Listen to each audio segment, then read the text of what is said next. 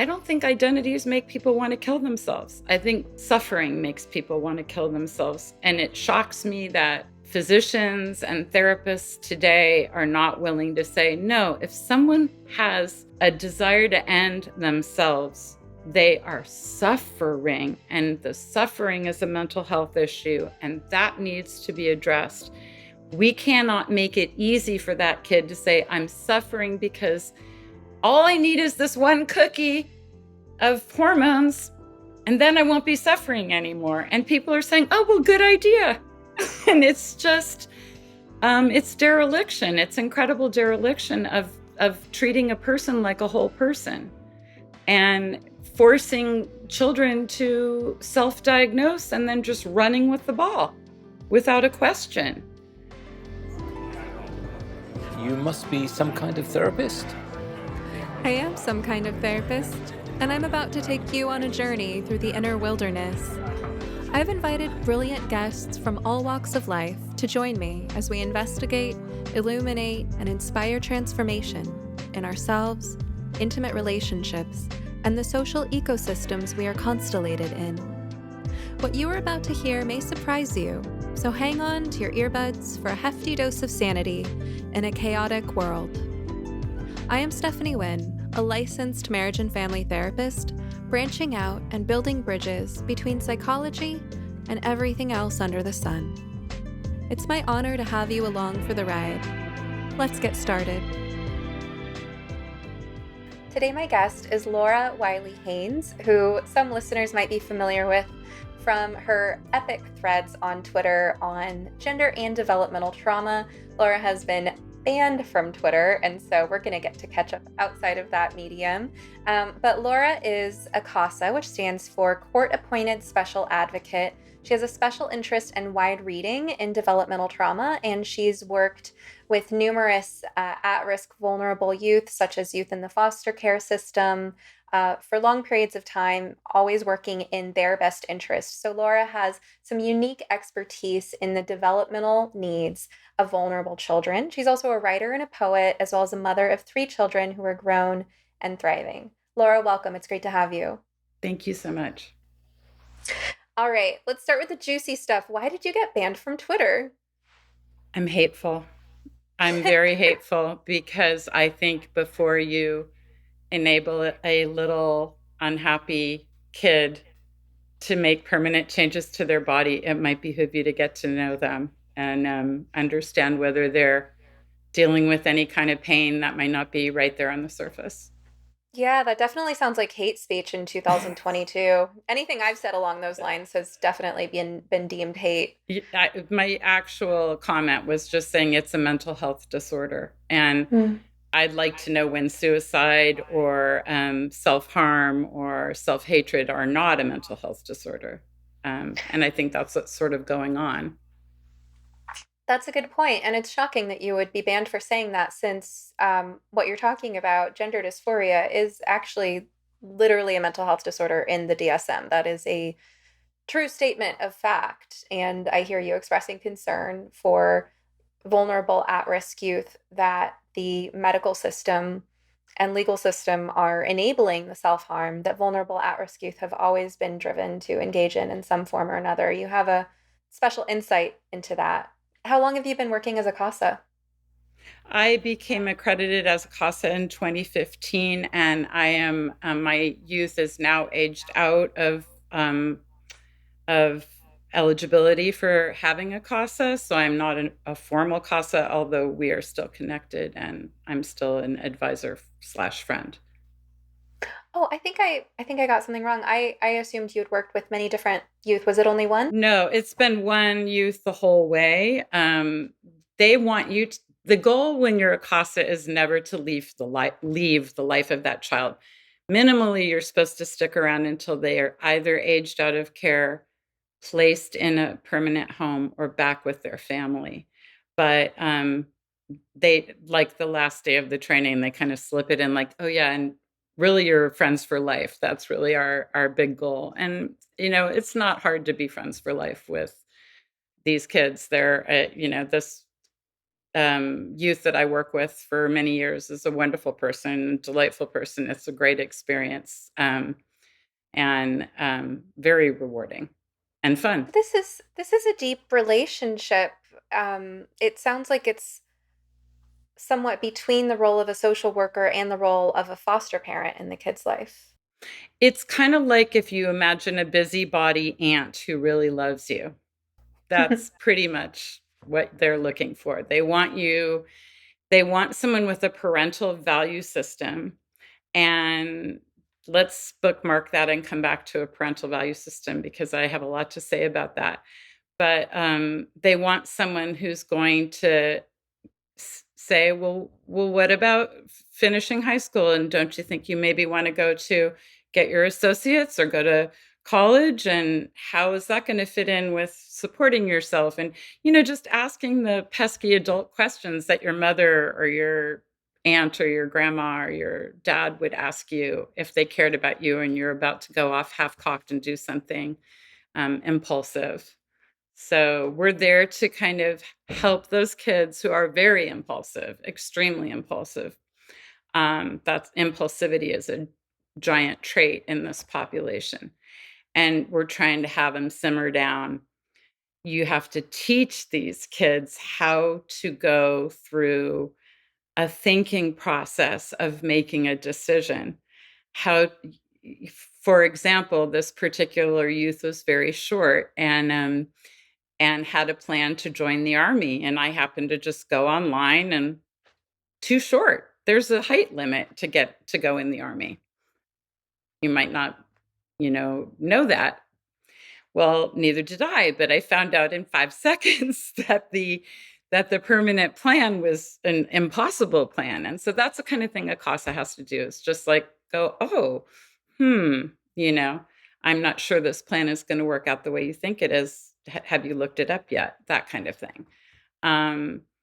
And so you're modeling the process by asking the questions and by slowing them down. You're modeling the process that you yourself would have taught your own children in any kind of complex decision making. We'll think it over, write a list of pros and cons, talk to some experts.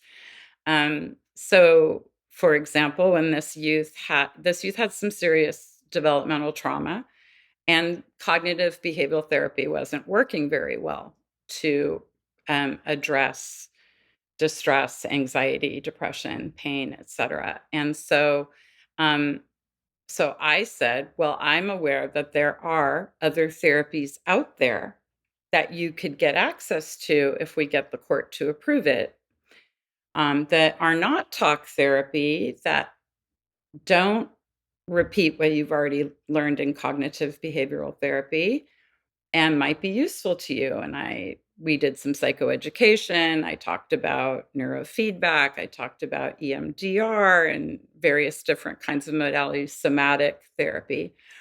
And then it was decided, okay, I'm interested to meet a couple of practitioners. And we went in and met a couple of practitioners. And it so happened that one was just warm, appealing, chill. And it was kind of clear that was going to be the choice. And that was neurofeedback, which was a giant, giant help. And the court enabled us to get out of one system and into the other system. And that was just something I worked on for about a year. And I would say that it is a very regulating therapy. This particular neurofeedback is something that just helps the right and left brain work in synchrony with one another rather than the right brain either dropping out into dissociation or going nuts into overdrive, which is typical when you've had a lot of dysregulating experiences as a young child.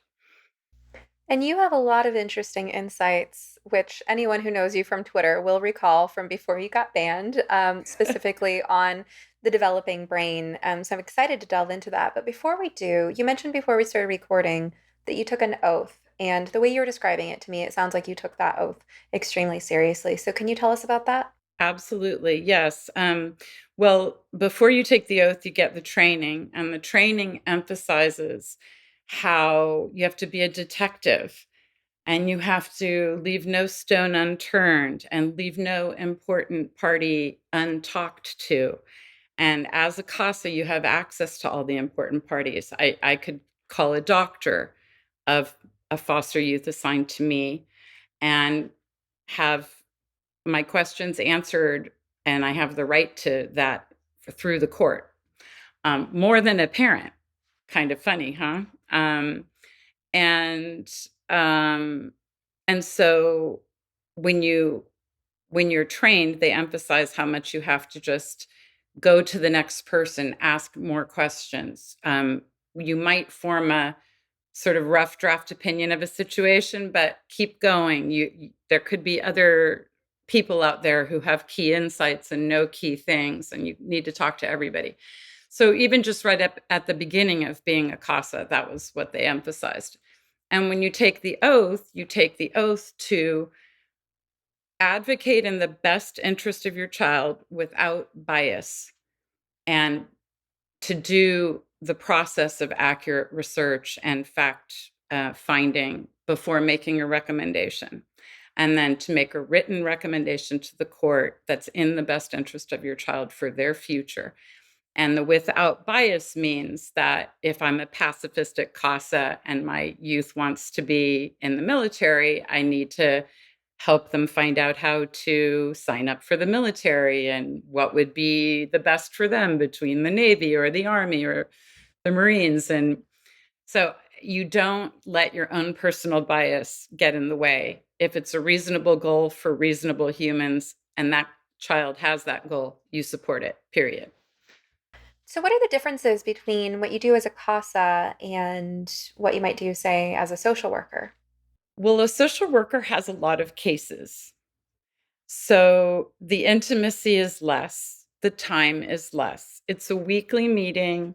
They're licensed. They have a whole different set of rules that govern their behavior. And I guess because the liability of the state is so high, if you've put a child in an unsafe home and no one's checking in on them and something happens to them, that's what they don't want to happen. So, social worker generally meets with a child once a week for I'm not sure, half an hour probably, or 40 minutes, something like that. Visits the home with some regularity to take a look at the situation.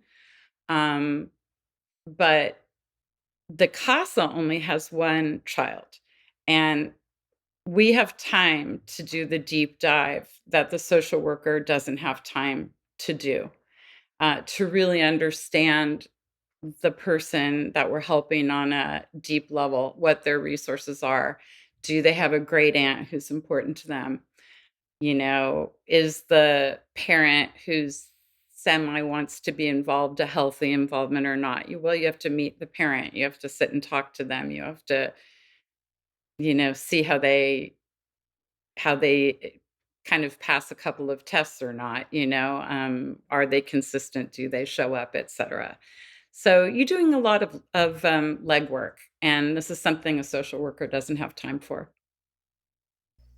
You also had mentioned before we started recording that CASAs, well, you just said this now too, are mandated to work in the best interest of the child without bias.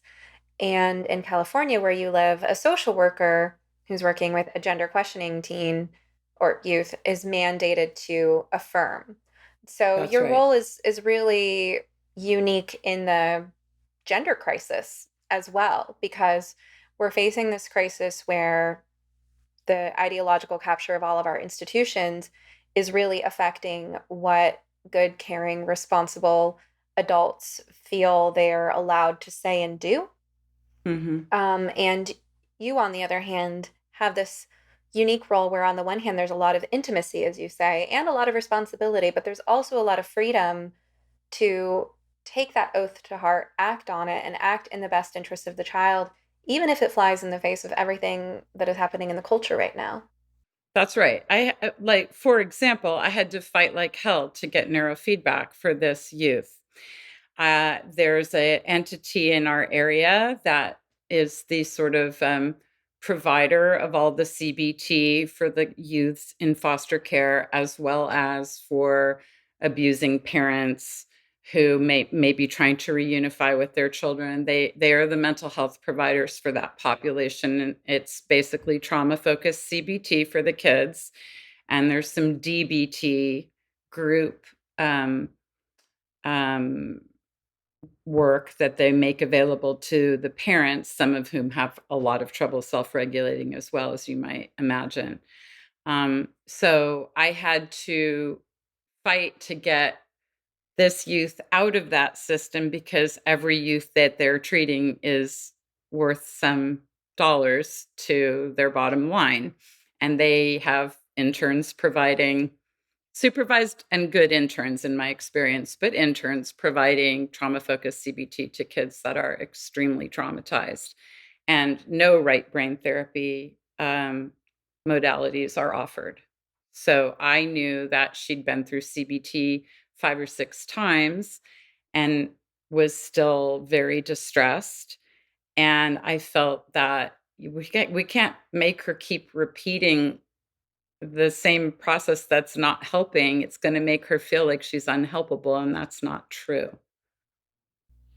Right. So I want to get into some of that brain science stuff and what you understand about our developmental needs. And I haven't asked you yet what you mean by right brain therapy, but I want to kind of pose it this way, that we might want to talk about kind of right versus left brain, but also kind of the front of the brain versus the deep recesses of the brain, right? Because when you talk about cognitive behavioral therapy, you're talking about using your capacity for conscious thought and mindfulness to help yourself with difficult emotions and unhelpful behaviors, right? Which is And remind great. yourself you have some possible options that aren't necessarily freak out, get angry, or hide, or whatever. Right. Yeah. And that's really great if you're starting from a point of being able to access that insight with help, with professional help, whether that's a therapist or a do it yourself CBT workbook, or even they have apps these days to guide the CBT process. You can certainly learn how to use cognitive behavioral therapy techniques with or without a therapist. And they're great at what they're good for.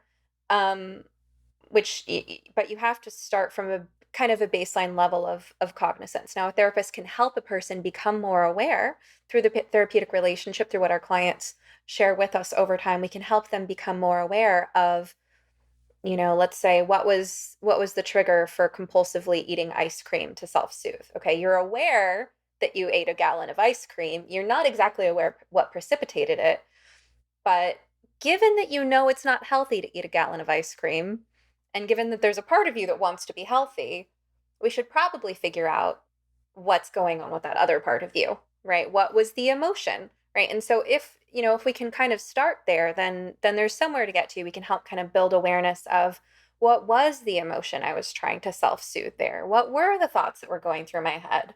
Was I feeling angry at my spouse? Was I rationalizing my behavior, right?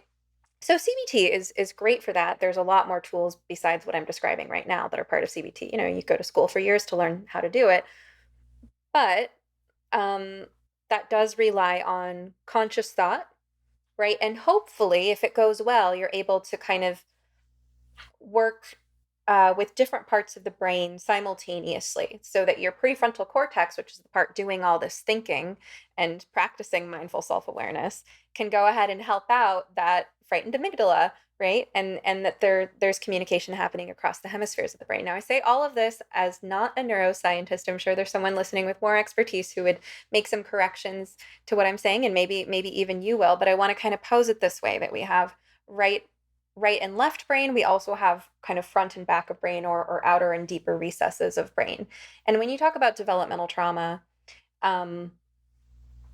yeah, there are definitely people with complex developmental trauma who could benefit from the ice cream analogy CBT I was just describing.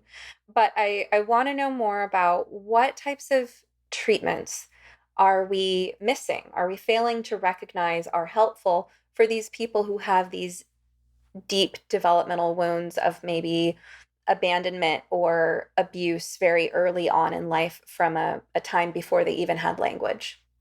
Right. That's a very good way to demarcate it before you have language, which they say 0 to 3. So it might be before you have language and a little bit of self-control to utilize your language, being that many kids talk at 1 or 1.5. I would say that when you don't have language and when you have trauma, especially at the hands of the people that are supposed to regulate you, because when you're a baby, you cannot self-regulate. It is beyond your capacity. And so you need someone to come along and go, shh, shh, or, oh, don't worry, that dog's not going to bite you. He's just barking really loud. Here, we can pet him. Typical, normal. I see you're freaking out. I'm going to help you calm down. Oh, I see you're bored. I'm going to help you rev up. And that's what moms do. That's what parents do and good caregivers do. They keep the baby engaged and in a kind of window of tolerance. So they're neither too revved up and getting jangled from that, nor too dropped away and dissociating, but in that window where they can learn and function well. And so I would say the kinds of therapies that some of these kids need are ones that just simply get them into their perceptive body. Some of these kids are so afraid to think and so afraid to feel that they spend literally all their time tapping, tapping, tapping their knee, or jangle, jangle, jangle, or drinking, vaping, other things, substance things. Their social media addiction, listen to music, listen to music, listen to music. It could be lots and lots of things. There's nothing wrong with many of those things, but their purpose is to blockade against feeling. And these kids often get triggered simply by feeling something because, uh-oh, that could open a drawer with all kinds of awful things in it. And I might not be able to cope. And I might cry here at school or whatever. I might yell and get kicked out of this house too. So it's terrifying to drop into your feelings, which makes applying CBT really difficult. You're not even over the threshold of going, oh, that's a feeling. And just as a sidebar, this is a really common trait of an adult children of alcoholics or adult children of other dysfunctional parenting, because you're just not supposed to feel. The directive of your family was just carry on, nothing to see here, go do your homework. Don't you have something to do? And so it's really hard to unlearn that. And if you've been in PTSD, fight or flight or freeze since you were a little baby, and you are reluctant to feel your feelings, it can be very difficult to emerge from that and reconnect. And so, for example, I mentioned somatic psychotherapy. Another is Neuro Affective Relational Model, NARM, which is Dr. Laurence Heller. And what Dr. Laurence Heller might do would notice the client getting into a distressful state and say, where are you feeling that in your body? Oh, my stomach is just in a knot and I'm going to throw up and it's so terrible. And just like, well, let's watch where it goes. Is it moving? Does it have a temperature? Describe the feeling. And all this therapy is really trying to do is help someone have greater tolerance to explore their feelings and realize the feelings are the sensations in their body that they're carried away by or blocking, and that they can kind of learn how to surf those feelings in a more skillful way. And once you've experienced a feeling all the way through to fruition and to having it fade away a couple of times, you realize, well, feelings go and come. They're fleeting. They don't kill me. I can sit here in child's pose and take deep breaths until this feeling of anxiety fades away. And so some of the right brain therapies are just trying to do that. No story, no background, no list of skills. In neurofeedback, what they're doing is measuring the reactivity of your right brain and your left brain while there's just a sensor and a ground while you watch a little kind of mandala, pretty graphic on the computer, and while you listen to some sort of world music. And the only feedback that happens is when your right brain is off-roading from your left brain, the system just very subtly skips or hitches or slows down the rhythm of the picture and the music. And so your right brain, which is a pattern recognition system, basically that's how you begin learning, by recognizing what's familiar. Your right brain very quickly is like, well, this is not at all good. My music is all messed up. Your left brain has no clue about it. It's very subtle. It's nothing that your left brain is going to pick up. So when the music is skip free, that means the right brain is somehow not messing it up. And when the music is skipping, something is getting messed up. And very rapidly, your brain figures out, oh, that's me. Oh, that's me. When I do this, things are calm. My music is good. There's no hitches. And so it's just giving you the feedback that you might need to try to keep yourself in the window of tolerance and in a more smooth reactivity, not over or under reactive. And that's all it trains for, the system that I got from my foster youth. And it was absolutely remarkable how much it opened her up to being able to feel and express her feelings and speak about her history. And she wrote 2 incredible poems and emailed them to me. And I was sobbing, it was nothing I could imagine hearing, in words. And they were so wise and beautiful.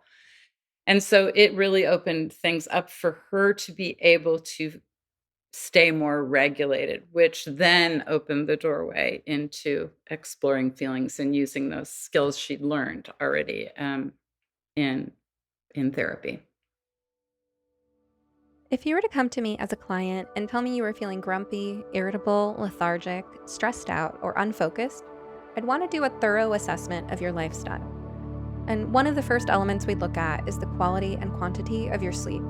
You need at least a good 7 hours of refreshing sleep every night in order to be your best self. There are many things that can get in the way of that. A demanding job, a new baby, or just plain bad habits, for example. But if you're having difficulty falling or staying asleep for the simple reason that you're too hot, you're too cold, or you and your partner don't agree on the temperature, look no further. I have just the thing for you.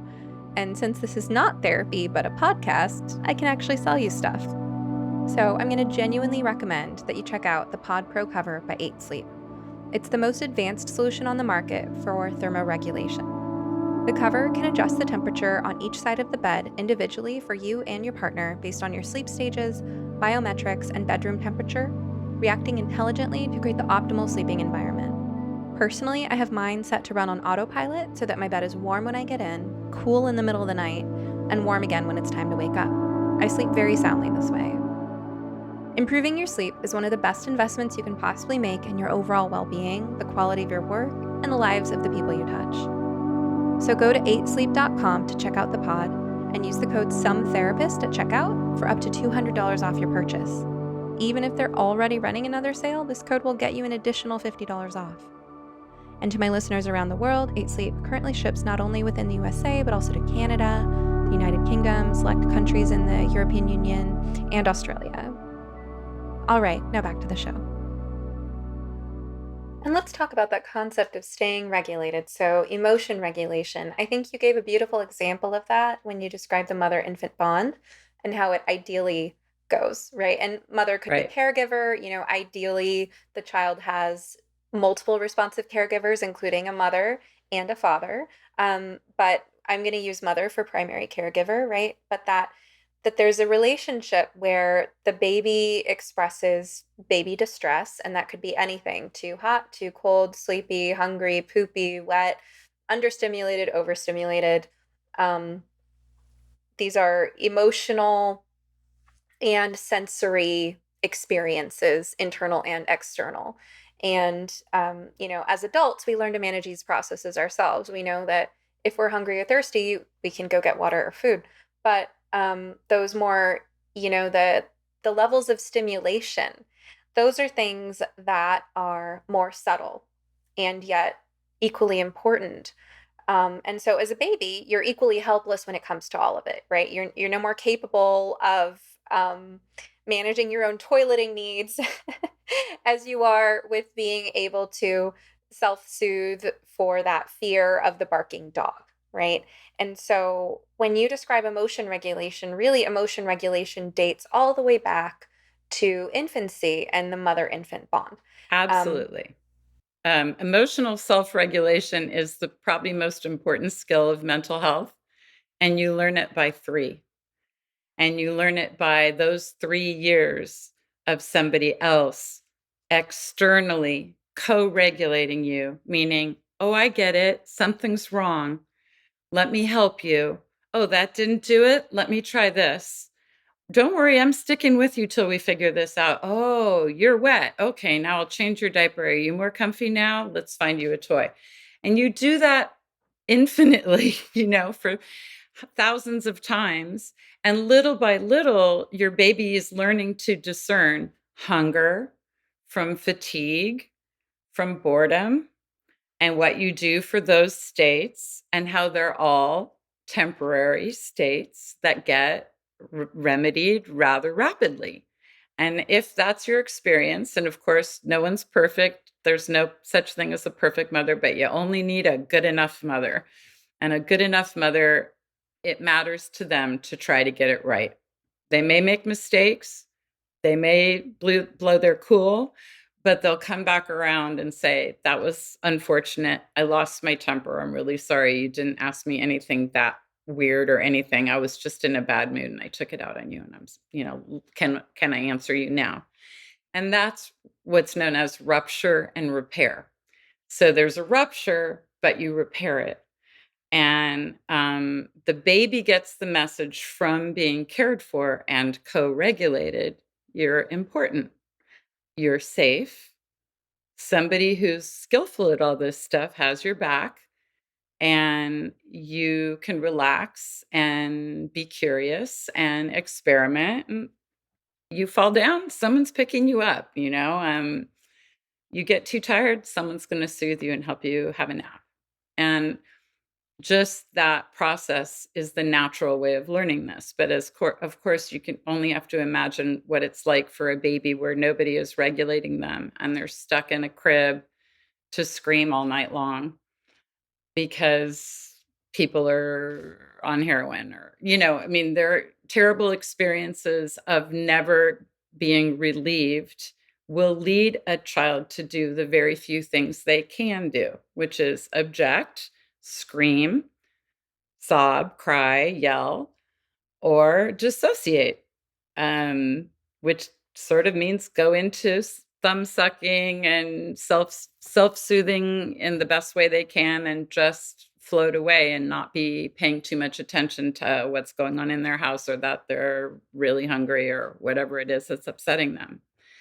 And that could be repeated for 3 years. And then you're going to have a kid who has a really hard time managing their emotions because nobody has ever modeled it. And, I think if we're going to get any meta lesson from the number of kids that are struggling right now to feel grounded, embodied, at ease in their bodies, and self-accepting and safe, then we really need to look at the developmental years and how we're handling things with little kids. Because even in a loving, attentive home, there's all kinds of very non-primal, modern behavior that you would never, ever, ever see a hunter-gatherer do. So I think we should question all of those things, because that's not what we co-evolved to get when we were little. And what we co-evolved to get is what you see when you look at any other primate. You look at the gorilla mother, you look at the chimpanzee mother, they're all just doing that the same way we're supposed to do. It's not fancy. And in fact, besides giving you self-regulation, the other big benefit is you get secure attachment, which is a trusting ability to trust and feel attached to someone who has shown themselves to be a safe guardian of you. And in fact, when they have worked with very at-risk mothers, like let's say teenage mothers, and it's their first pregnancy. In one program, one study that I read, they gave half the women in the program a soft carrier, like a baby Bjorn or a sling. I don't know what brand, but just a carrier, and said, oh, it's really good for your baby to carry them in this carrier every day. And that's the only intervention, $25 in one conversation, maybe a couple of reminders. And the women who were given the soft carrier had double the rate of secure attachment with their babies as the mothers who were not giving that intervention. So it's very, very simple, natural things that really provide a difference, and make a difference. Wow, just a brief conversation and a $25 tool. And for people who are just listening and not watching, you had made a gesture of embracing with your arms to show how in our primate ancestors, there's that physical touch bond and that real closeness and dependency between the infant and the mother in the first few years of life. And you talk about how that's interrupted in our society. And I would add, not just in the more extreme cases that you talk about of drug addiction and things like that, but also with the busyness and chaos of modern life, I think really disrupts and gets in the way of having that secure attachment for the first few years. So, what I'd like to point out about what I hear you saying is that when we talk about emotion regulation and the roots of emotion regulation, we're talking about need responsiveness. Emotion regulation begins with need responsiveness, whether that's, the infant's physical needs or the mental, psychological, and emotional needs, such as needs for stimulation, play, interaction, and novel experiences, or the need for downregulating, the need for protection from overstimulation, the need for winding down and calming. Um, and I think it's through internalizing that, ideally, that that those skills become naturally scaffolded, right? Just like there's a natural process where you hope that over time, if you're doing an adequate job at parenting, your kid eventually picks up how to make themselves a sandwich, and then a few years later they learn a soup recipe, and then by the time they leave your house, hopefully they have a few recipes under their belt and they won't set the house on fire when they try to cook. There are all these life skills that you hope your kids internalize through the natural scaffolding that comes through being a part of your household. And similarly, emotionally, we do the same. And really, there's no clear cutoff point, because how much of the time do we have an emotion only to discover that that emotion was coming also from a place of hunger or fatigue, or that we have the word hangry for this reason. I personally am a danger to myself after 9 o'clock at night, and because my prefrontal cortex goes offline, I get sleepy, and then my emotions can't regulate themselves either. Yeah, I don't mean to worry anyone. I'm not a danger to myself in any way you need to worry about. I'm exaggerating. But you're not going to have a difficult conversation at 9 p.m. You'll wait until you're rested and had something to eat, which is intelligent. Exactly. Yeah. So I think there's actually very little distinction and no clear cutoff point between learning how to recognize our own physical sensations and respond to our physical needs is different from recognizing our emotions and what we need to do about our emotions. And yet, so often when I hear people use the phrase emotion regulation, I get the sense that people think that means just being completely level all the time and not having so many needs. No, And I would have to disagree with that. I do as well. And I'm glad that we're addressing this concept from the ground up. Like, where does emotion regulation come from? What does it consist of? Because I really think it's about eventually developing the ability to become responsive to yourself, which you have That's to right. learn through how other people are modeling being responsive to you. Exactly. And to be aware of yourself, because of course, going back to being the little baby, you just know, I feel horrible. you know, ah, this whole day is ruined, scream, scream. That's all you know is I feel bad. You don't know I'm wet. You don't know I'm hungry. You don't know no one's looking at me and I've smiled at you now 4 times and you haven't looked at me. You're just a little baby experiencing something very unpleasant. And it is also in the interpretation and the rupture and the repair that you begin to self identify the difference between hunger and fear or whatever. They're both in your belly, Um, and there are very subtle signals. And I think a lot of adults today, a lot of people today walk around very shut down from their bodies. They are less aware of themselves physically and the subtle sensations. Like, I know after I went through therapy, I became more aware of my subtle feelings and like little things like, oh, I'm excited. I feel this, fluttering, buzzy feeling in my chest that, oh, I must be really excited about meeting this person or whatever, stuff that was kind of beneath my threshold of awareness, I became aware too. And, I have a kind of a hiking practice, and I think hiking is insanely good for body awareness. You have to be aware of your balance and your footing and the trail and your breathing, and it's quiet and you can really feel your body and those kinds of things. In fact, that's something I worked a lot with my CASA on because I read Bessel van der Kolk and his work on healing from developmental trauma. And he was talking a lot about gross motor synchrony being a really helpful thing for children who have not learned how to self regulate. So, dance or theater or ping pong or tennis, where you're syncing up with somebody, but they're not getting too close to you and you can kind of predict it. They're not coming at you. They're playing with you. They're cooperating with you. It's mutual. And there's a little bit of structure to it in the same way being in a play or being in a dance troupe or something. You're rehearsing it. You know when the line is, when you cross the stage, what's going to happen. And kids who need to learn self-regulation can be very, very benefited by those kinds of experiences. So that was something I did with my CASA youth. We played a lot of tennis.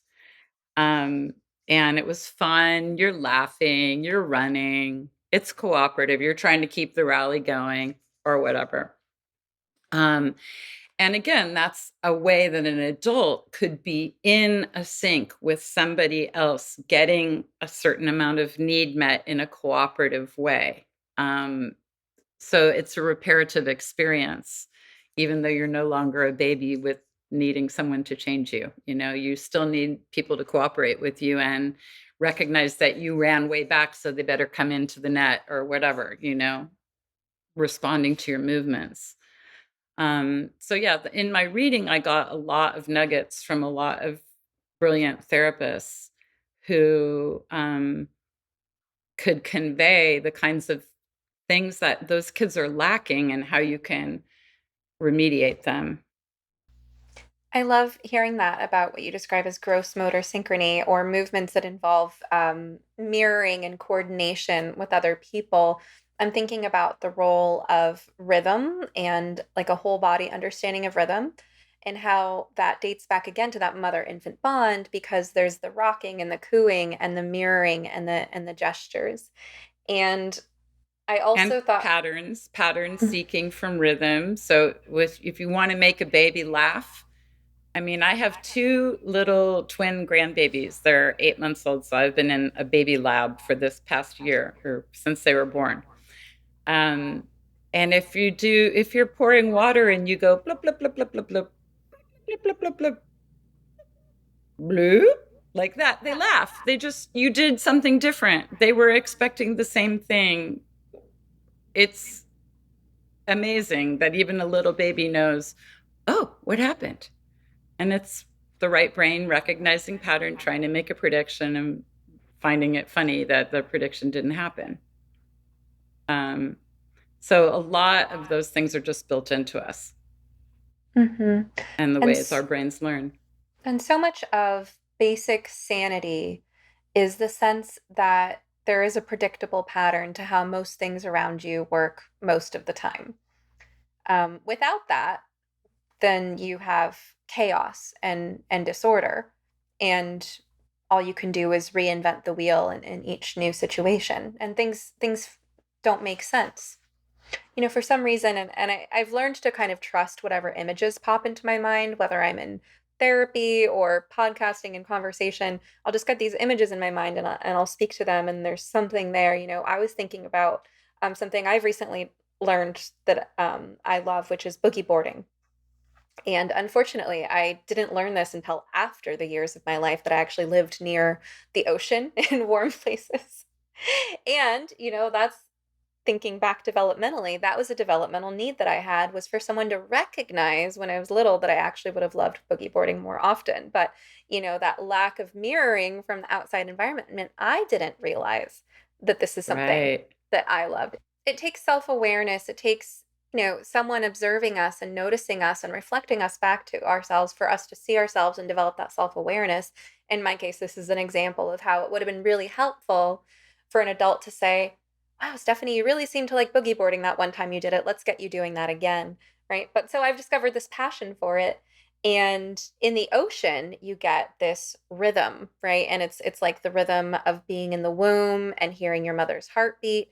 And there are these predictable patterns, and your brain learns to sync up. You have this Mm-hmm. sensory motor experience of kind of feeling the depth and texture of the waves coming toward you and noticing the rhythmic patterns of the water. And I started to get very good very quickly, for somebody who's just experimented with this, at kind of predicting which combinations of waves and what timing would be a good place to get in. Mm-hmm. Mm-hmm. And then there's that sense when you're riding the wave, everything makes sense in the universe. It's like you can Flow. trust your body. You can trust your whole body to work together with something that's bigger than you, outside of you. And there's a secure attachment in that too, because nature is powerful and the ocean is scary. The ocean's like the mother. It can devour you whole. The ocean can take you out, but there's a secure attachment in the sense that this thing that's so much bigger than me, that can contain me, is working with me. It's not a Mm-hmm. threat to me, and I can move with its rhythms. And When it's I self-trust as well, because you're mm, trusting yourself to right. be paying attention, aware, intuitive. So that's a part of it as well.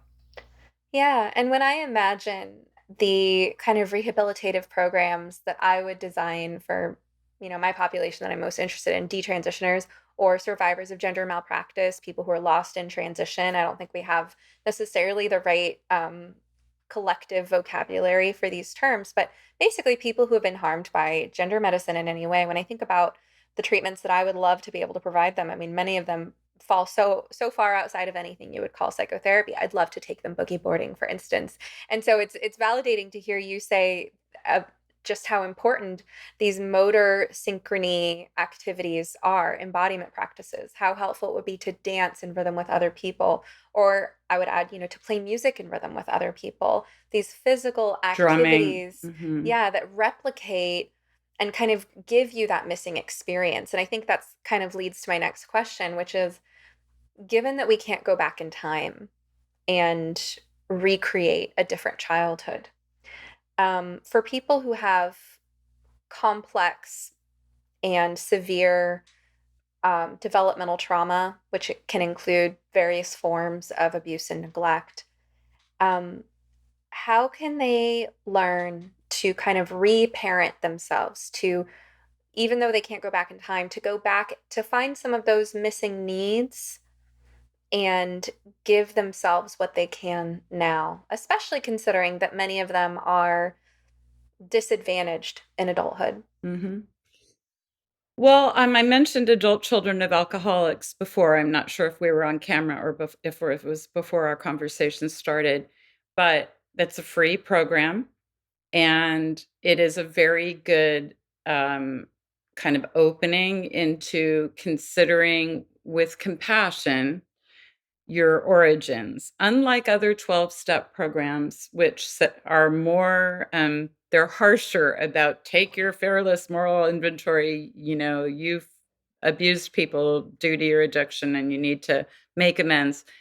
This program is much more understanding how growing up in a dysfunctional slash alcoholic, but any kind of dysfunction would work, how a dysfunctional environment has led you to the place where you don't, where your internal soundtrack is screaming at you just as hard as your abusive parents once did, where you're just as anxious and upset as you were when you were 6 years old hearing plates breaking. Um, and a lot of kids who grow up in that environment, this is something I wanted to get to, so I'm glad it's coming up, will have self-hatred as the upshot because they're too little to hate the person hurting them, which could be a bully, by the way. It doesn't have to be somebody at home. They're too but if it's a parent, they need that parent to survive. They need that parent to feed them, protect them, etc. So they have to blame somebody else. And if it's just you and your parent, guess who gets blamed? And so and this was something that I've been consistently surprised by, how absolutely mean the inner voice of a truly self-hating person can be. They're awful to themselves in their head. You stupid idiot, you always screw it up. And she's not going to be your friend. What were you thinking? They're not going to hire you. You're a loser. You always, who would like you? And this is how somebody treats themselves in their own mind. Well, going into adult children of alcoholics or a similar kind of program, you will begin taking an inventory of some of the things that happened to you and looking at them with the help of the program through adult eyes. I think that's the heart of a therapeutic healing as well. If you find a good therapist, someone who can really witness the extent of how painful things were for you and love you through that when you're hating yourself for having been the horrible kid that brought all that onto yourself. You see a therapist or a friend or other people in the 12-step program who are able to say, you're a nice person, we like you. And we don't think there's anything bad about you. That was a terrible thing that happened to you. You're not a terrible kid. And that is those reparative experiences, it's not going to be one, it's not going to be 10, but dozens and hundreds and thousands of reparative experiences every time you trust someone and wind up feeling like it went okay. You're learning better how to trust. So I think neurofeedback could be great for a lot of people, and that is rather rapid. It's a bit expensive. It's about $100 per session, I think, but you might only need 20 or 30 sessions for the course of treatment. And you might be able to get a payment plan. I think physical activity like a hiking practice, a yoga practice, Pilates, anything where you're really in a meditative internal state and being physically active at the same time. And friends, most of us have friends that we could talk to. And I mean, I had one friend who was terribly abused as a young kid, and we became friends in high school. And she talked to me. She told me what was going on, and I could barely believe it. It was shocking to me, and I could really barely believe it. And then once I witnessed her mother take off on her when she didn't know that I could see, And it was like, oh my God, she's absolutely telling the truth. And she tells me just by believing her, and we're still friends to this day. This is when we were 15. Um, that just my believing her and not thinking she was bad or someone to not be friends with anymore because she had this shameful secret of not being loved by her own parents. Maybe we could put in the show notes the Philip Larkin poem, This Be the Verse, which is a really good poem because it basically talks about how that abusive parent was themselves an abused child once upon a time. And, you know, having compassion for what you went through starts to grow into having compassion for what your mom or your dad might have gone through. And once you can let yourself off your own hook for being the horrible kid who deserved it, you can begin letting other people off the hook too, because you don't need to hang on to that quite as much anymore. As a therapist, I've gotten an up close and personal view at what people tend to struggle with day in and day out. Turns out it's almost universal that we know we should be taking better care of ourselves in terms of the basic building blocks of well being, like diet and exercise. But as valuable as it is for our mental and physical health to change our lifestyle habits, it's also much easier said than done. People often set goals that are too lofty, only to feel even worse about themselves when their aspirations inevitably fail. That's why I recommend starting with positive changes that are as simple as possible. Enter my new favorite beverage line. Organifi makes it so easy to improve your nutrition and start feeling better right now with refreshing plant-based blends of superfoods and adaptogens that you can just mix with water. My personal favorite is their green juice. It contains moringa, ashwagandha, chlorella, spirulina, wheatgrass, beets, turmeric, mint, lemon, and coconut water. 100% organic with no added sugar, and it tastes great. My family loves Organifi Gold, which promotes relaxation and restful sleep, served mixed with warm almond milk before bed. Organifi also makes several other powerful blends, all organic and loaded with vitamins, minerals, antioxidants, phytonutrients, anti-inflammatory herbs, and adaptogens. For less than $3 and 3 grams of sugar per serving, you can start giving yourselves the support they need to manage stress and feel good. Check out their product line at Organifi.com. That's spelled Organifi.com. And use promo code SOMETherapist to get 20% off your entire order. Your whole body will thank you. Okay, so there's a couple places I'd like to go. One is that you've started to talk about breaking the cycle. And I think that's important because, on the one hand, you've talked about shame, you've touched on it, and the shameful beliefs about oneself that people tend to internalize when they haven't felt loved. But there's also reasons that we feel ashamed of ourselves when we engage in embarrassing behavior. And, I'm imagining that the type of youth that you're talking about, the type of youth I've also worked with in different contexts, um, tend to behaviorally act out, right? When we can't self-soothe, when our basic needs have gone unmet, then we turn toward addiction, self-harm, violence.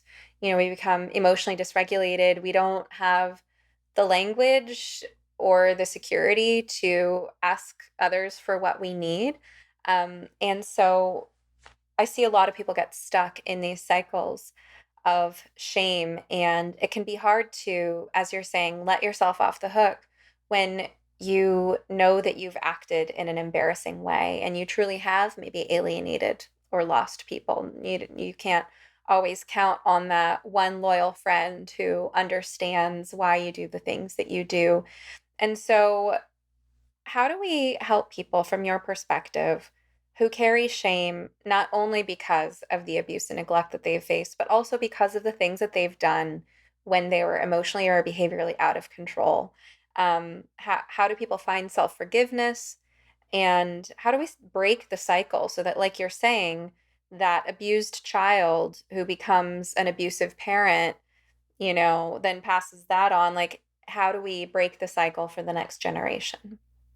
Well, that's a big question. And That's exactly why, by the way, why I decided to become a CASA, because I think one of the ways we can break the cycle is to stop being so, um, you know, only nurturing our own genetic offspring. It's kind of silly. If you have the heart for children, you're interested in helping them, there are a lot of places you can plug in. So I think first we just need to well, number one, we need to realize that early childhood and the developmental years can set the tone for the whole lifetime mental health of the person.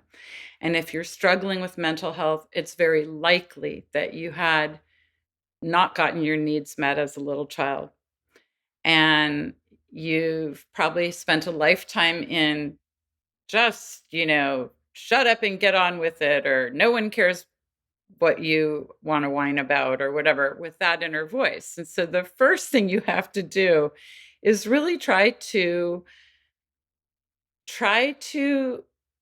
believe that if somebody had been saying they're there and giving you what you needed and mirroring you and helping you, you would have a whole set of skills that you didn't get because no one showed them to you. And the way you get them is through implicit learning, which is observation, modeling, drawing inferences. Nobody says, "Oh, here's how you calm down." They pick you up and they go, and they do a deep breath and they pat your back in a slower way. And your upset starts moving in that direction because they've set the beat, set the tone, and helped you. So it's more of a body to body um, mirroring and aping that goes on, that teaches a little nonverbal child how to calm down. It's very much like just in the sway of being held and patted. And the motherese is another thing, which is nonverbal. It's all tone. But if you're going, "Oh, no, no, no, no," that's a very different tone, like, "Oh, poor little thing," versus, "Watch out," "Jump back." Is a different tone. It's fast and staccato, and it's telling someone there's a danger. So mothers in any language are going to use the same tonal messages to their babies to communicate the same things. And you could hear a mother speaking Japanese to her baby, and if she's saying, "Don't touch that cat," or if she's saying, "Oh, you're the prettiest baby I ever saw." And it's just obvious from the music. Getting back to rhythm and music, the primal baby brain can receive pattern.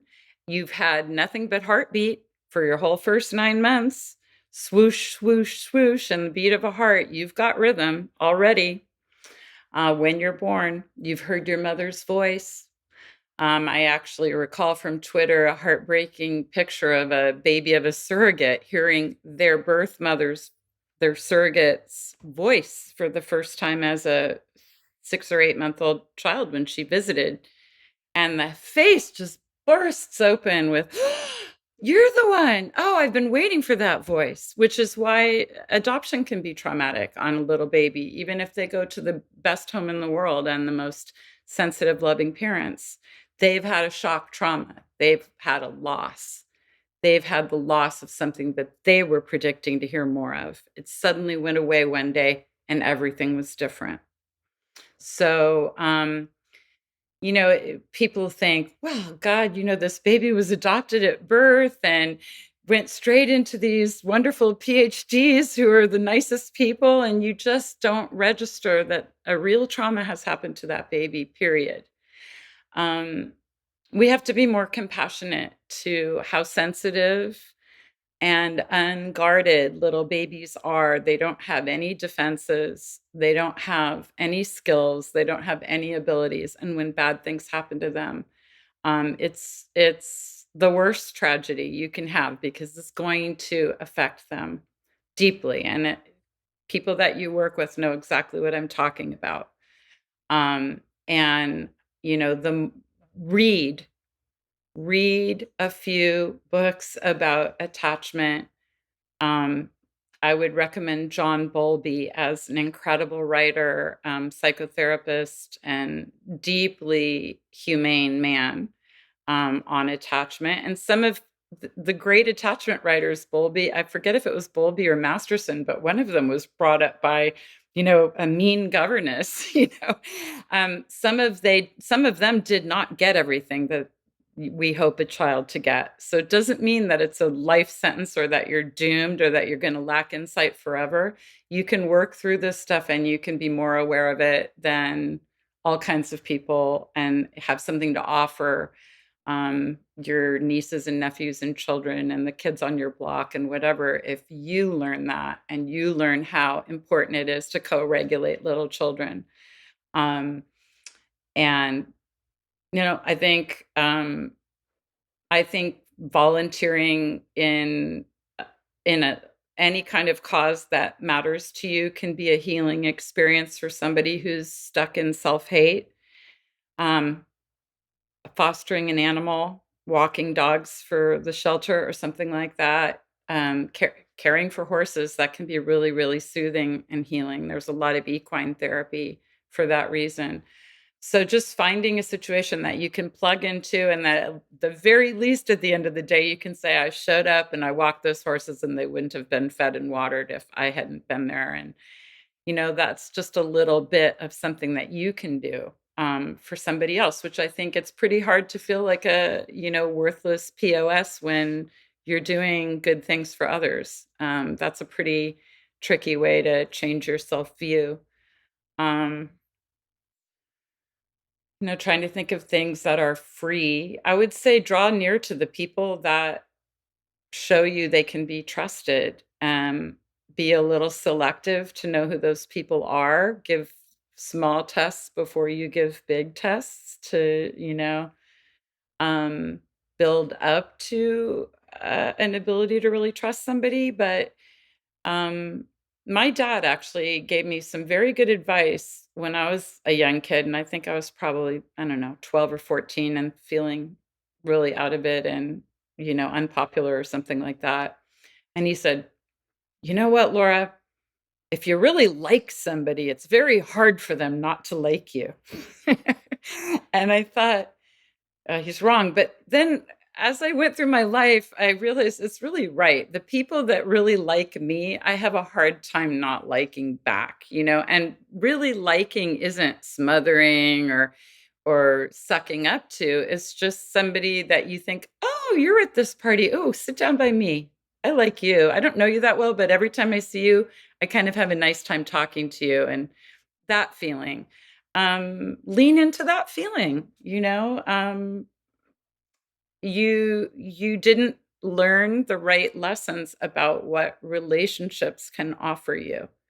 If you grew up in that way, you learned lessons about what the dangers of relationships, but what relationships can offer you is really beautiful and really worth taking reasonable risks to deepen your relationships and try to get there. And again, it's a gradual process, but I just think holding a little space that says, okay, maybe there's a way I could feel about myself that isn't so mean and negative.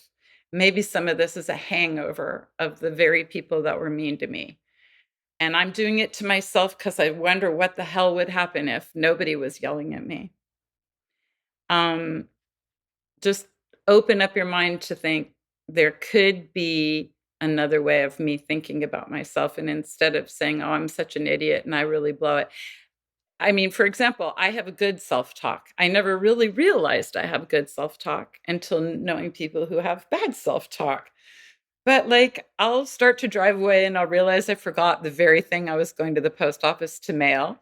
And I'll go, oh my God, that was stupid. And I turn back, but I'm not like, oh my God, that was stupid. It just sort of, it's fine.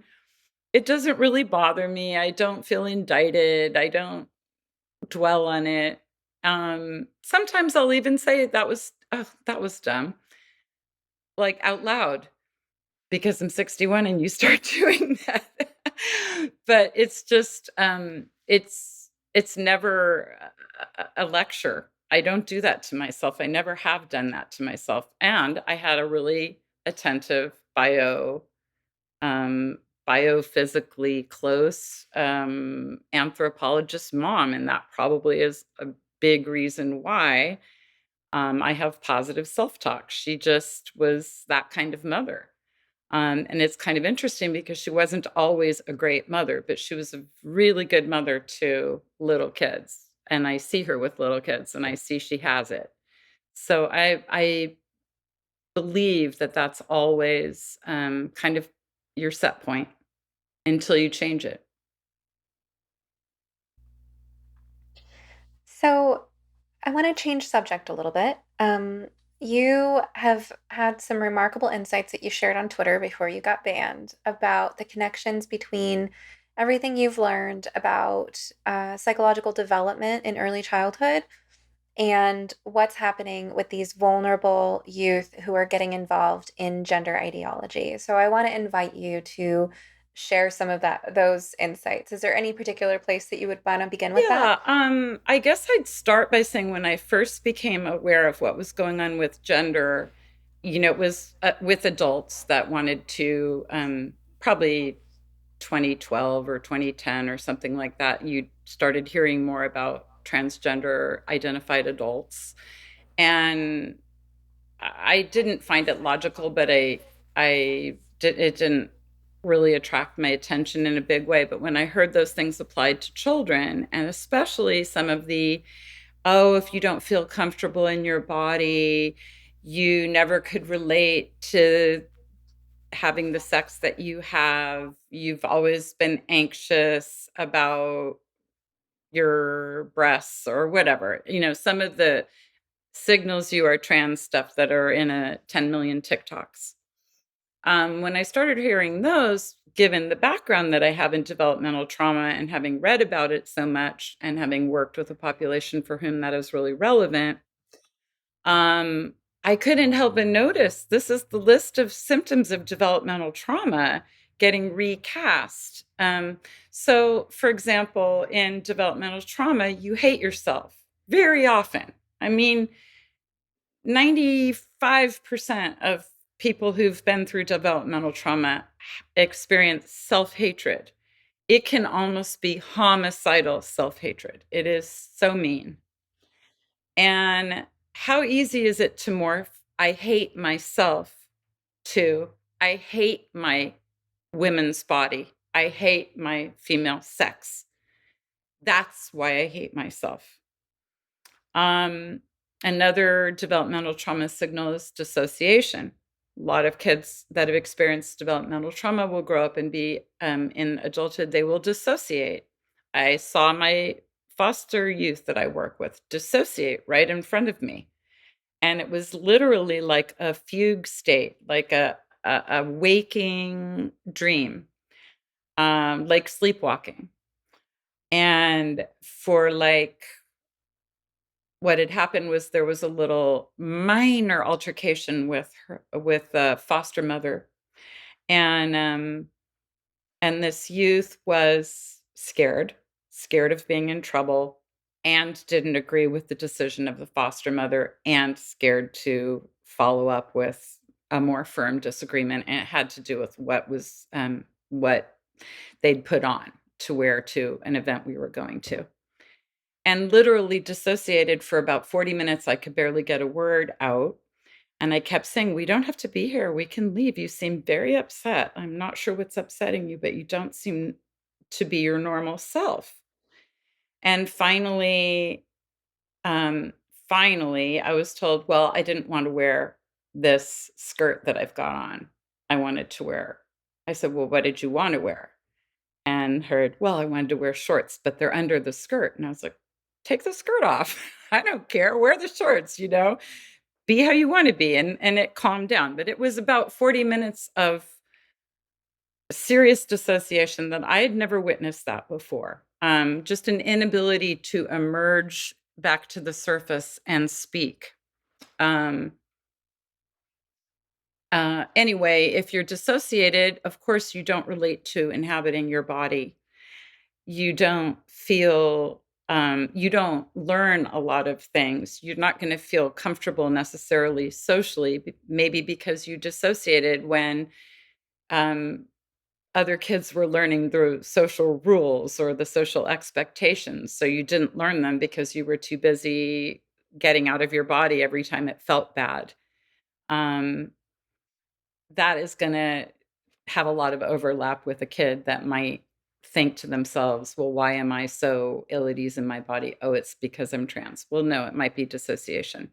I hate my breasts might be Uncle Steve molested me and I've never told anybody about it. And it started when I started developing, and I've got to get rid of these breasts to make myself safe, you know? It could be so many things. But if you look at the kinds of symptoms of developmental trauma, which are derealization, depersonalization, dissociation, um, lack of emotional self regulation, impulsivity. Impulsivity is a huge one. And what are they saying to these kids? Do not pass go quickly. Let's get you immediately affirmed and onto a medical path. Um, so, impulsivity, it derives from never having been able to slow down with an adult, weigh a decision, pro and con, make a mistake.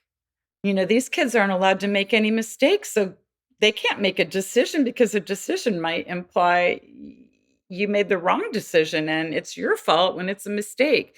Just leap to something quick and try not to think about it. So I noticed a lot of um, these signals of developmental trauma were present in this group. I also can observe in our culture, um, and this may offend people, so I'm going to say that I think it's a cultural phenomenon, and I'm not trying to personalize it onto individual parents. But our whole culture now decided that you can drop off your baby at group care when they're, 3 or 4 weeks old, I think. When I had children, that had just begun. That began in 1987. Before that, the entire dialogue in our culture about whether or not daycare would be okay or not okay for children was around 3 and 4 year olds going to preschool before going to kindergarten. And it just kind of morphed its way down the ages with no discussion. And so if we're talking about emotional regulation, we're talking about mirroring. Mirroring being, a baby that goes goo goo goo, and you go, oh, goo goo goo to you too. You're talking back to them and they feel noticed and you heard them and you're meeting their affect and you're just basically being a mirror. Well, that is something that goes on all day long or not. And if you have an amazing caregiver, if you have a grandma, an aunt, a nanny in home, you're more likely to have an amazing caregiver. But you could have an amazing caregiver in a group situation. It's still going to be divided 4 or 5 ways instead of being well, my daughter has 2 babies, so she has to divide in half.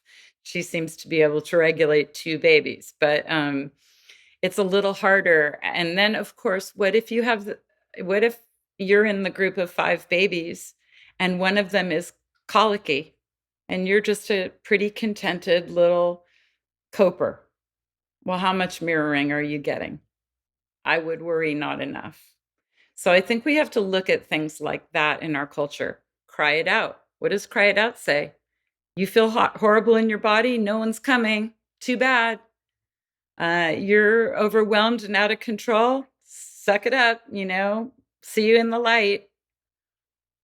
I'm not sure that a primal cave mother would do that. That would bring a predator to your cave. So these are things that good parents do, loving parents do. People are taught it. It is in books. I simply say, let's question it if it's not the kind of thing you'd see a hunter-gatherer do. There's actually a very good a woman on Twitter. Her name is Darsha Navarez, and she's at Moral Landscapes, is her handle. And she's a professor at, it's escaping me right now, the really good Catholic college in Indiana or Illinois.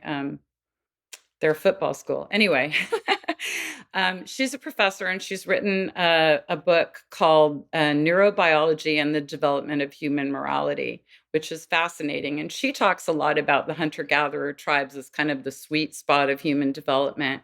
And in that situation, you'd also have not just your mother, your one mother, you'd have allo parents, you'd have elder cousins or siblings, you'd have female neighbor, kids, 10-year-old kids, and you'd be a baby, you'd be passed around to the group quite a lot. So all the mirroring a baby needs, all the attention they need, it may be unrealistic to expect all of that from one mother. But now that's the situation for many babies and mothers, and or they're not able to even be there in a more full-time way. But in the past, you got passed around, and in the past, you had intimate connections with a lot of elders in your group. You didn't just have one mom providing it all. I think we need to do more of that. I'd like to see um, more volunteerism with people like me who've had children, who are experienced, who know what we're doing, who like children, who know how to play with babies and have fun with it and enjoy that. And why isn't it possible to have a core of such volunteers? And if you're a vulnerable new mother and don't have money and need help, someone like that can come over twice a week and help you out, model skills. There's a program called the Nurse Family Partnership, which does a very similar thing, only they pay a nurse to come once a week, from when the mother's, I think, 5 months pregnant through the baby's second birthday. And that program has incredibly good results of teaching young women who did not themselves have good mothering in most cases. Some of the skills of mothering simply by being a maternal person who shows up and says, "How did things go this week? What's going on in your job? How are you feeling? Oh, let's measure you and, see how big you are. What are you eating?" And just the genuine concern and care that is modeled over these months, and also little factoids that can help that mother parent more effectively, like, oh, it's kind of normal for them to do that, and here's something you might do that might help him calm down, and don't worry about that, that's a normal thing. So my biggest worry is that we've kind of broken an intergenerationally transmitted chain of know-how. And I feel that strongly when I hear bona fide adults not questioning all of the affirmation care for dysphoric kids. I find it so shocking.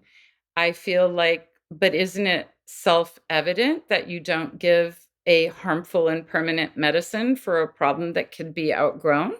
Isn't that just what any adult, any CASA, any aunt who loved you, any good friend would say? And it shocks me that people are unable to process this in what I feel like is a mature adult way. And instead, their orientation is immediate relief of presenting problem. Not, oh, let's dive underneath the surface and investigate the presenting problem. Not, oh, it's not that big of a problem, so let's just let it ride for a minute and look into it. It's like, if we don't tell this kid that they're a boy, they're going to kill themselves. And to me, that's just the nth degree of placation-based parenting that says, if you give a big enough fit, we'll give you the cookie after all. If you're screaming at the restaurant, we'll give you an iPhone. And there's no skill basis and normal fathoming of sometimes the right thing that is the best for the child displeases them utterly in that moment. They think you're a jerk. They're mad at you. They think you're not fair. They swear they'll never, ever do the same to their child. But perhaps you're still right. Perhaps it's still the best move. Like you can't smack someone with a toy. I'm taking you home. We're getting up and we're leaving. You know, that's a consequence. Anyway, it shocks me to see what people don't know that I would have thought anybody 35 or 40 or older would know by now. And I feel like maybe that is a diminishment in maternal care. I mean, my mother grew up with grandmothers and a great grandmother. I grew up with two grandmothers and a mother. A lot of people grow up with no mother and certainly no grandmothers. And I think, how is that person supposed to internalize the whole their vernacular of mothering if they've not witnessed it, they haven't experienced it? And you can go get mentors if that's something, for people that are listening, if that's something that you feel you didn't get good mothering, well, you can go out there and find a good mother and watch what she does, because it's very much something you can pick up. I have a friend who grew up in a crazy way, and she just said, "Oh, there was this woman at school, and I just copied everything she did because her kids were happy, and she seemed to know what she was doing, and I just slid behind her." That's not a bad idea, if you see someone who's gifted in an area that you're not gifted in, you can learn a lot. Um, I don't know if I covered what your question was. I hope you've been enjoying this episode of You Must Be Some Kind of Therapist podcast. If you like what you're hearing, now's a great time to like, subscribe, follow, rate, review, or share. You can also support the podcast by visiting sometherapist.com/shop, where you will find goods and services I have personally curated to support your well-being and enrich your life. We're just building the shop, so check back periodically and feel free to suggest recommendations. All right, now back to the show. Yeah, I mean, there's no possible way to cover all of it, but I was just sort of chuckling to myself at one point because, again, this memory came to mind, so I'll just share it. My stepson wanted his dad to cut his eyelashes off one day because it turned out the reason there's a reason. Yeah. Glad we can have a laugh. His eye was irritated because he'd gotten an eyelash in his eye earlier. Oh. And he hasn't yet learned the life lesson from experience that once you get an eyelash in your eye, once you get it out, you're fine, but it's just going to feel irritated for a while. So he was dealing with that, post-eyelash irritation. And he thought the solution was to cut off his eyelashes. And of course, we had a good laugh and explained, no, we're not cutting off your eyelashes, child.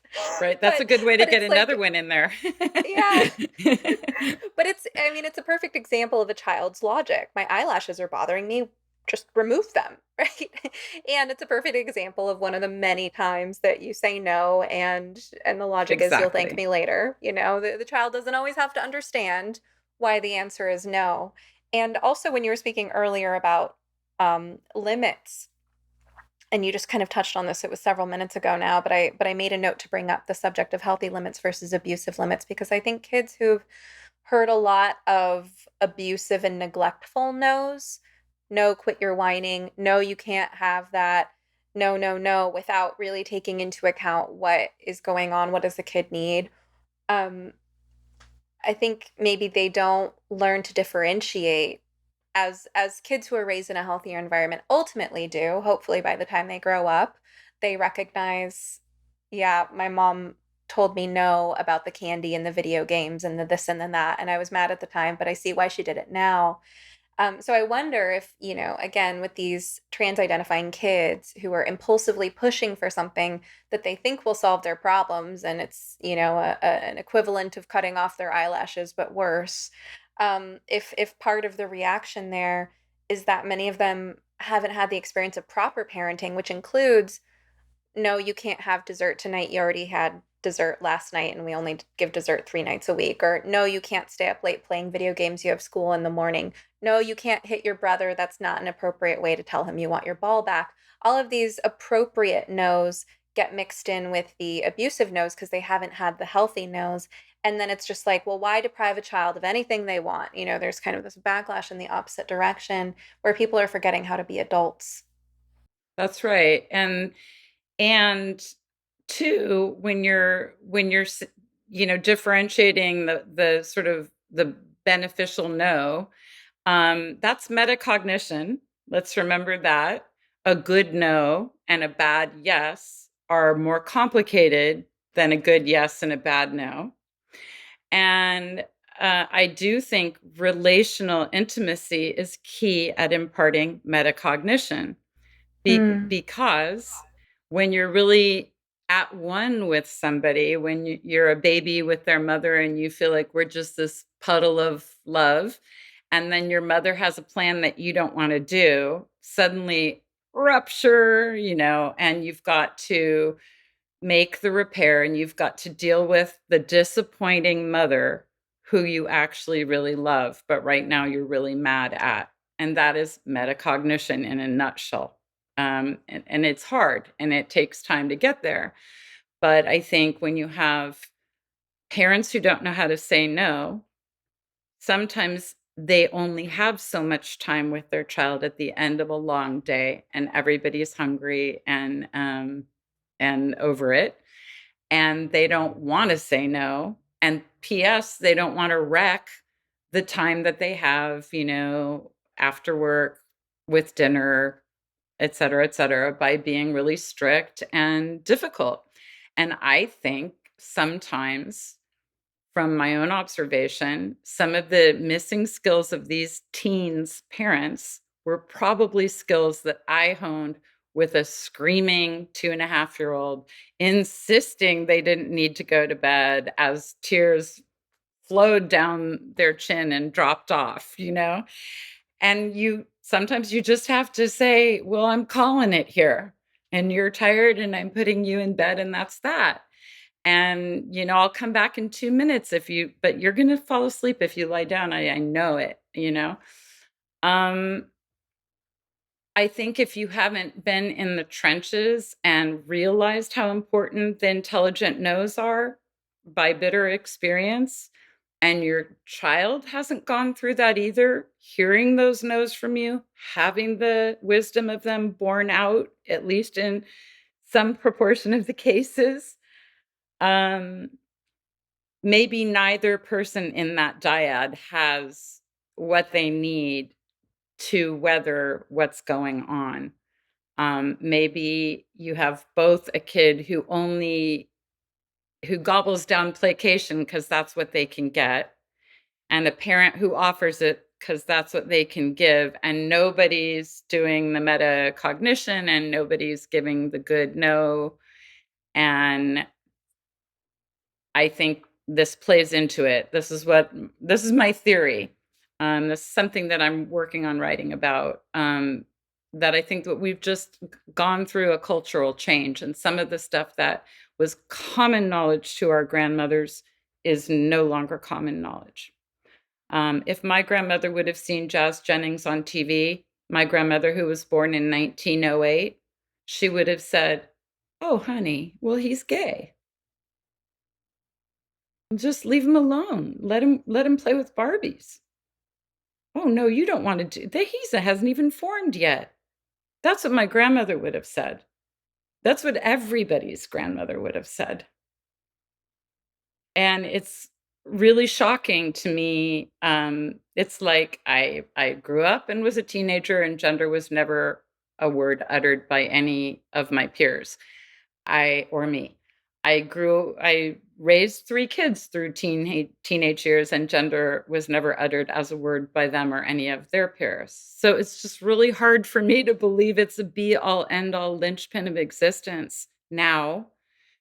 And the last part is, I don't think identities make people want to kill themselves. I think terrible unhappiness and unresolved emotional pain and not being able to relate to people and not trusting people and being horrible to yourself in your internal voice, those make people want to kill themselves.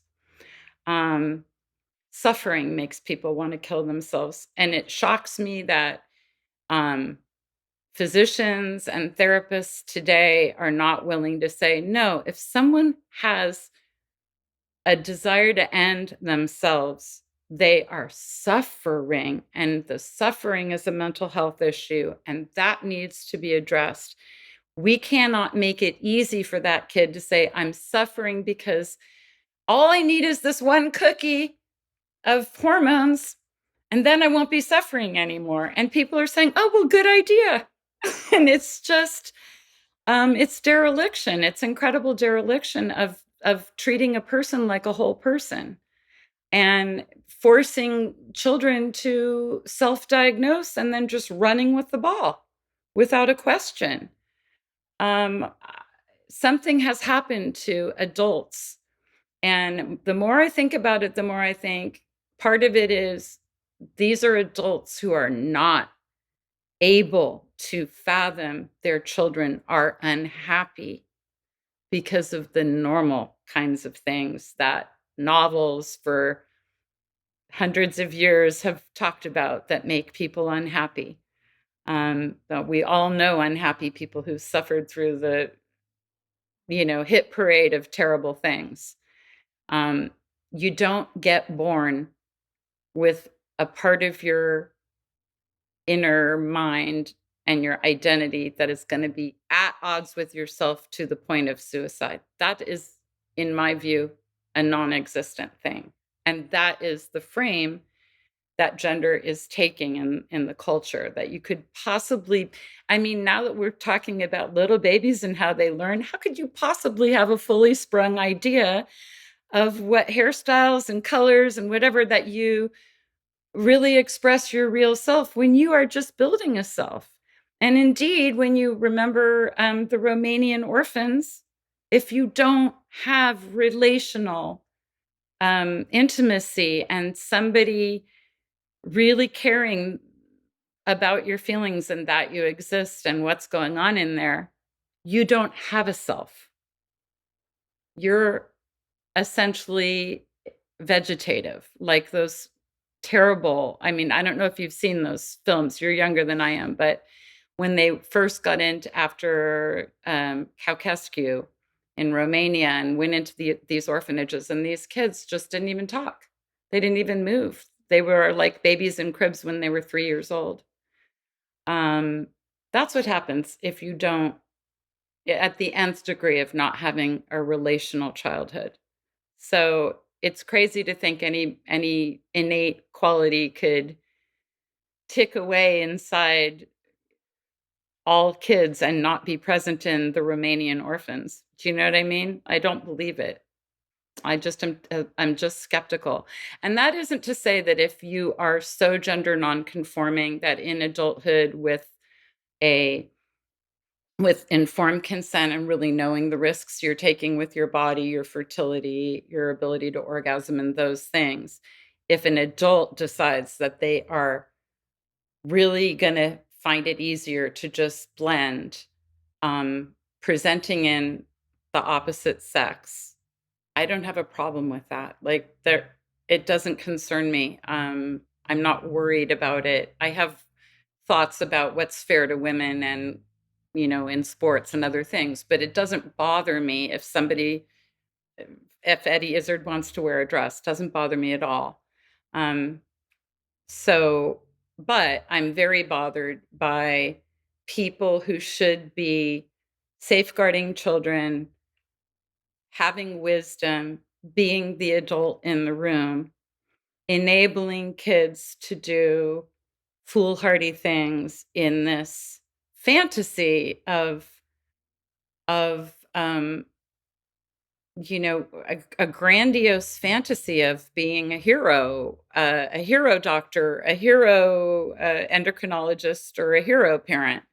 Oh, I'm a hero parent. My child isn't sad and depressed and suicidal. No, my child has a special gender identity that the hate of others due to this gender identity is the issue. So I think it's serving a denial purpose.